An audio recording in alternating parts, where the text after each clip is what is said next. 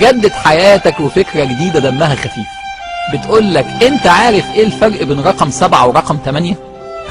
هتقول لي الفرق بينهم ان 7 8 ناقص 7 يساوي 1. لا لا لا، انا مش بتكلم على الحساب، انا بقول لك تيجي نبص لهم.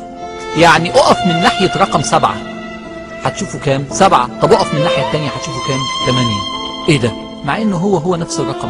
بيقول لك ان كان في 2 اتخانقوا مع بعض واقفين قدام بعض وقدامهم رقم 7 مكتوب قدامهم، فالاولاني قال ده 7، التاني قال له لا ده 8. الاولاني قال له والله العظيم ده رقم 7، التاني شايف من الناحية التانية قال له والله العظيم ده رقم 8. كان حلها ايه؟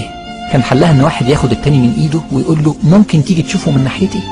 فلو راح شافه من ناحيته هيقول له ده من ناحيتي كانت 7 لكن من ناحيتك كانت 8. قصة بسيطة قوي عايزة تقول لك ايه؟ قبل ما تحكم على الناس بص لوجهة نظرهم، شوفها من عندهم. المعنى ده مهم قوي يا جماعة. اشطر واحد فينا عايز يكسب الناس اللي يشوف ايه المناطق المشتركة بينه وبين الناس اللي يتكلم معهم فيها.